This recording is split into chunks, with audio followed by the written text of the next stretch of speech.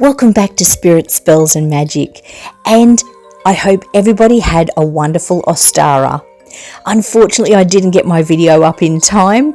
We've had a couple of things going on here, like I'm sure everybody has. Kids' projects and assessments and tests and things like that right before the end of the term, and it's just been chaos. We've had a nice waterfall we had to create, so that took some time, as well as some other things we've had to do throughout the term. It's just been crazy. But things are starting to kick off in a big way. Spring is here. Summer's just around the corner. Some of the days we had last week felt like summer, over 30 degrees. It's been crazy in Sydney, the weather. The garden's really gone into full swing with flowers, and we've had a couple of little things growing, tomatoes and capsicums. We're going to be putting some more seeds in the ground or in pots because we're not very good at the ground stuff. Things haven't survived very well that we'll put into the ground. But we are coming along with the garden, and because we've not really seen a really warm year for a couple of years now, I've got a feeling that we may be seeing a really hot one this year, and unfortunately that means bushfires, so hopefully everybody stays safe. But we've also got other things coming up. Well, in this particular episode, I'm going on a little holiday for a week with a good friend of mine, and I thought, what better than to have a travel charm for protection, a protection travel charm bag to be more specific, and I'm going to put that together very shortly, as well as an incantation to go with it. I hope everybody has cleaned and cleansed their altars and have a beautiful Ostara altar up. I've done mine, and unfortunately I couldn't find our Easter bunnies from Easter. Our Easter bunnies have gone bounce about, and little chicks, I think my daughter's been into those at some point between Easter and now, and they've gone missing. So I've had to just work with what I had, which wasn't a lot this time. But hopefully we'll get into gear, and we're going to have to start buying up some altar decorations, which is always fun. So I might even have that in the next couple of episodes, things that I've purchased, and show you what I've got. But for now, let's get into it. So you want to make sure that before you start any spell, you cleanse your area and the items that you're going to be working with. And it's a good thing too, just to take a couple of minutes to meditate, get your mind free of anything that could be potentially distracting you. Put some nice music on, light some incense, cleanse your house, cleanse your mind, and set your intention to what it is that you want. And in this occasion, we want to make sure we are going to be safe on our journey. If you don't have time to make any kind of charm bag or do a ritual or spell, you can keep any protection stones with you. I prefer the black ones because I like the colour black, but there are many different protection stones that you can use. If you don't have time to do a spell or a charm bag, just remember your main protection elements, stones and herbs, and pop them in a bag if you can and take with you. Now what you will need for this charm bag is a charm bag. I chose red, but you can have really any colour you like. We also need those protection crystals, as well as some rock salt and black pepper mix, or black peppercorn mix we made in another episode. We also need a pen and paper, a silver charm, and some dirt from your backyard or front yard or wherever you can get dirt from a pot. We also need a birthday candle. I have silver, but any colour really will do. As I always say, it's the intention that goes into any spell that you do. Now first up, we want to cleanse our altar if you haven't already done that, and the equipment that you are going to use, as well as light the candle. Once you've lit the candle, this starts off the spell. in my opinion anyway. Or if you have a bell, you can ring a bell. A lot of different people do these rituals or spells different ways, but you do whatever feels best and comfortable for yourself.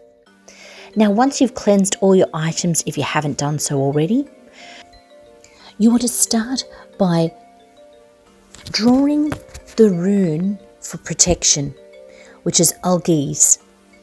Now, Algiz is like a stick figure without a head and arms raised to the ceiling, raised upward.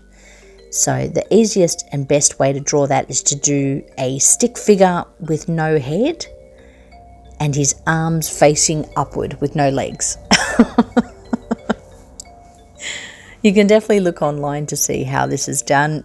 I've drawn it in this spell anyway, but that is the protection rune Algiz. And like a sigil, we will cut this out and we'll put it in our red pouch. And that could be the first item that you put in there. You don't have to do these in any kind of order. You can do them whichever feels easiest for you. I just went with that one first so I could fit it all in better. So once you've put your sigil or your rune into the pouch, if you actually have the rune, Algiz, then you can put the rune in there as well. I just drew it because I didn't want to perhaps lose my protection rune. But one by one, add the ingredients into the red pouch. Your black stones, the dirt from the earth, a little bit of the peppercorn salt, rock salt mix, as well as I added in the protection herb lavender. So you can use whatever really takes your fancy. Once you have finished placing all of your items with intention into the red pouch, now is the time to do the incantation. You can make up your own incantation. I'm just using one that I found because it's quicker, but you can always make up your own, and I've made up my own on different occasions. But the one I'll be using on this occasion is, by the light of sun and moon, I'll reach my destination soon. The trip shall safe and blessed be for all concerned as well as me. As I will it, so mote it be. I found that one to be really good, so you can use that one yourself or another that you choose. Once you have finished your incantation, you can seal up the charm bag by tying a knot in it and making sure you take that everywhere you go. You can either hang it in your car or place it in your car while you're travelling, or keep it in your bags, just as long as it is with you while you're travelling. Another great travel protection spell that I've seen is one where you actually walk around your car clockwise and repeat an incantation. The incantation is, as I travel near and far, I call on spirit to protect this car. As I travel far and near, bring me safely right back here.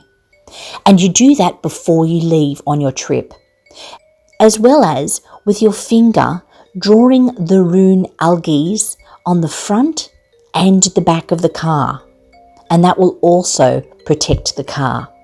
I think that's a great one too, and it's quick, as long as the neighbours don't see you doing it and think you're a bit cuckoo. I do some strange things on a full moon. The neighbours all think I'm whacked, but that's okay, as long as you're safe while you travel. That's the main thing. Eggs are a real symbol of Ostara. That's mainly why at Easter time there's chocolate eggs. Food is starting to become plentiful, and things like eggs were a real staple back in the day. You don't have to make a massive egg dish to be in the moment of Ostara, and being in the Southern Hemisphere, we don't have the luxury of Easter falling at the same time. So we don't have the Easter eggs around, but you can definitely still do some of the projects like boiling eggs, blowing them and painting them. It's a tradition that is seen in many countries.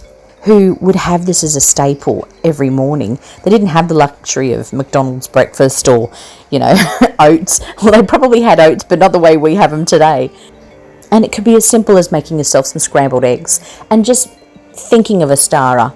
I just made myself a bacon and eggs toasted sandwich and thought a little bit about how they may have had a bacon and egg sandwich back in the day.